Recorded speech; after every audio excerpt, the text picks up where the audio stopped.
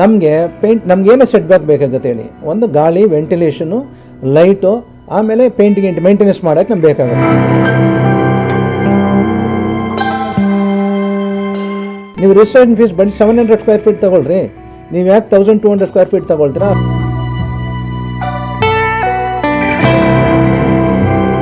ಹಳೇದು ಏನೇನು ದುಡ್ಡು ಕಟ್ಟಿ ಏನೇನು ವರ್ಕ್ ಆರ್ಡರ್ ಆಗಿದೆ ಅದಕ್ಕೆಲ್ಲ ಯಥಾಸ್ಥಿತಿ ಏನಿದೆ ಅದನ್ನು ಕೊಟ್ಬಿಡಿ ಅಂತ ಕೇಳಿದರೆ, ಯಾಕಂದರೆ ಅದು ಸುಪ್ರೀಂ ಕೋರ್ಟ್ ವೈಲೇಷನ್ ಬರಲ್ಲ.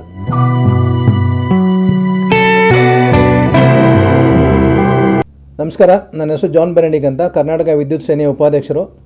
ಇವತ್ತು ಏನು ಕರೆಂಟ್ ಬಗ್ಗೆ ವಿದ್ಯುತ್ ಸರಬರಾಜು ಕಂಪನಿಯಿಂದ ಏನು ಜನಗಳಿಗೆ ತೊಂದರೆ ಮಾಡಿಕೊಂಡು ಕರೆಂಟ್ ಕೊಡದೆ ಈ ಇಡೀ ಜನಗಳಿಗೆ, ಕರ್ನಾಟಕದ ಜನಗಳಿಗೆ ತೊಂದರೆ ಮಾಡ್ತಿರೋದು, ಇದು ಬಂದ್ಬಿಟ್ಟು ಫಂಡಮೆಂಟಲ್ ರೈಟ್ಸು ಕರೆಂಟ್ ಅನ್ನೋದು. ಅದನ್ನು ಕೊಡದೆ ಈ ಕಂಪನಿಗಳು, ಆಲ್ ಎಸ್ಕಾಮ್ ಕಂಪನೀಸ್ಗಳು ಆಟ ಆಡ್ತಾ ಇದ್ದಾರೆ. ಇದರಲ್ಲಿ ರಾಜಕೀಯನೂ ಇನ್ವಾಲ್ವ್ ಆಗಿ ಜನಗಳಿಗೆ ತೊಂದರೆ ಕೊಡ್ತಾರೆ.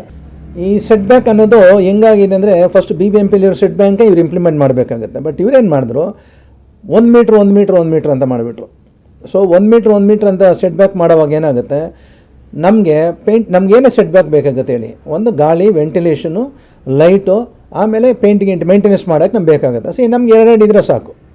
ನೀವು ಏನೋ ಒಂದು ಕಾಂಪ್ರಮೈಸ್ ಮಾಡ್ಬೇಕು. ನೀವು 30-40 500 ಮೀಟ್ರ್ ಬಿಟ್ಬಿಟ್ಟು 700 ಮೀಟ್ರಲ್ಲಿ ಕಟ್ಟಿ ಅಂದರೆ, ನಾವು ಹಂಗಾದ್ರೆ ಒಂದು ಸೈಟ್ ರಿಜಿಸ್ಟ್ರೇಷನ್ ಮಾಡೋವಾಗ, 30-40 ಸೈಟ್ ರಿಜಿಸ್ಟ್ರೇಷನ್ ಮಾಡುವಾಗ ನೀವು ರಿಜಿಸ್ಟ್ರೇಷನ್ ಫೀಸ್ ಬರೀ 700 ಸ್ಕ್ವೇರ್ ಫೀಟ್ ತೊಗೊಳ್ರಿ, ನೀವು ಯಾಕೆ 1200 ಸ್ಕ್ವೇರ್ ಫೀಟ್ ತೊಗೊಳ್ತೀರಾ? ಮಿಗ್ಲಾದ 500 ಮೀಟ್ರ್ ನಾವು ಯೂಸೇ ಮಾಡಲ್ವಲ್ಲ, ಅದಕ್ಕೆ ಯಾಕೆ ನಾವು ದುಡ್ಡು ಕಟ್ಟಬೇಕು ಅಲ್ವಾ? ಆ ಪಾಯಿಂಟ್ ರೇಸ್ ಆಗುತ್ತೆ ಅಲ್ಲಿಗೆ. ನೀವು ಸೆಟ್ ಬ್ಯಾಕ್ ಅನ್ನೋ ಒಂದು ಇದಿಟ್ಕೊಂಡು ಇವತ್ತವರೆಗೂ ಸೆಟ್ ಬ್ಯಾಕ್ ಮಾಡೋಕ್ಕಾಗಿಲ್ಲ ಅಂದರೆ, ನೀವು ಮುಖ್ಯಮಂತ್ರಿ ಆಗಿ ನಿಮ್ಮ ಜೊತೆಲಿ ಇರೋರೆಲ್ಲ IAS ಆಗಿ, ತುಷಾರ್ ಗಿರಿನಾಥ್ BBMPಯಲ್ಲಿ ಇದ್ದಾರೆ, ನಿಮ್ಮ ಜೊತೆಲಿ 5 ಜನನ, ರಾಜೇಂದ್ರ ಚೋಳನ್ ಇಂಥವ್ರು IAS ಆಫೀಸರ್ನ 5 ಜನನ ಇಂಪ್ಲಿಮೆಂಟ್ ಮಾಡಿದ್ರ 5 ಕಾರ್ಪೊರೇಷನ್ಗೆ.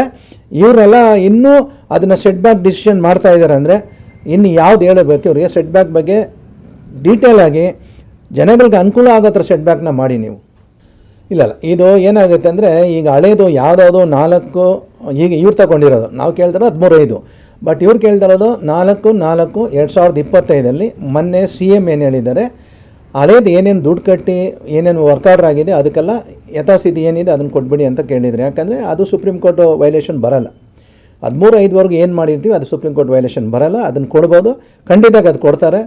ಮೋಸ್ಟ್ಲಿ ನನಗನ್ಸಿದ್ದು ಇನ್ನು ನೆಕ್ಸ್ಟ್ ಕ್ಯಾಬಿನೆಟಲ್ಲಿ ಚರ್ಚೆಗೆ ಬಂತು. ಚರ್ಚೆ ಏನಿಲ್ಲ, ಇದು 1 ಟೈಮ್ ಸೆಟಲ್ಮೆಂಟ್ ಅಂತ ಏನೋ ಒಂದು, ಅದೊಂದು ತುಂಬ ಕಾನ್ಫಿಡೆಂಟ್ ಆಗಿದೆ. ಅಂದರೆ ಇವರು ಪೆನಾಲ್ಟಿ ಕ್ಲಾಸ್ ಕಲೆಕ್ಟ್ ಮಾಡ್ತಾರಾ, ಯಾವ ಥರ ಮಾಡ್ತಾರೆ ಅಂದ್ಬಿಟ್ಟು ಎಲ್ಲರಿಗೂ ಗೊಂದಲ ಆಗಿದೆ.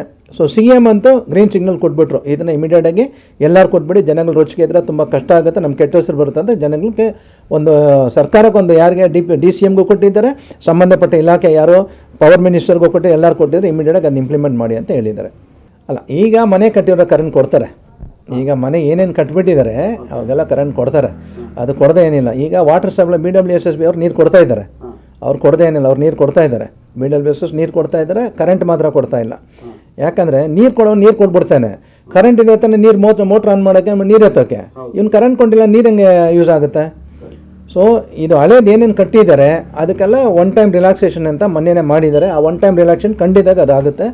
ಎಲ್ಲರಿಗೂ ಹಳೇದನ್ನ ಮಾಡ್ತಾರೆ. ಏನೋ ಒಂದು ಅಮಿಕಬಲ್ ಆಗಿ ಯಾವುದಂತ ನಾವು ಅಂತ ಡೀಟೇಲ್ ಹೇಳೋಕ್ಕೆ ಬರೋಲ್ಲ, ಯಾಕಂದರೆ ಮನೆ ಕ್ಯಾಬಿನೆಟಿಗೆ ಚರ್ಚೆಗೆ ಬಂದಿಲ್ಲ. ಅದು ಬಂದರೆ ನಾವು ಏನು ಹೇಳೋಕ್ಕೆ.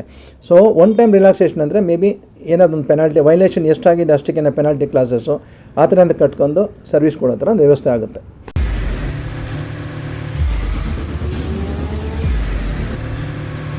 ಪ್ರಜಾಮಾರ್ಗ ನ್ಯೂಸ್, ಇದು ಜನಸಾಮಾನ್ಯರ ಧ್ವನಿ.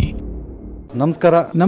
ನೀವು ನೋಡ್ತಾ ಇದ್ದೀರಾ ಪ್ರಜಾಮಾರ್ಗ ನ್ಯೂಸ್. ರಾಷ್ಟ್ರದ, ರಾಜ್ಯದ, ರಾಜಕೀಯದ ಬಗ್ಗೆ ಹೆಚ್ಚಿನ ಸಿನಿಮಾ ಅಪ್ಡೇಟ್ಗಳಿಗಾಗಿ ಫಸ್ಟ್ ಲೈಕ್ ಮಾಡಿ, ಸಬ್ಸ್ಕ್ರೈಬ್ ಆಗಿ, ಹಾಗೆ ಫಾಲೋ ಕೂಡ ಮಾಡಬೇಕು.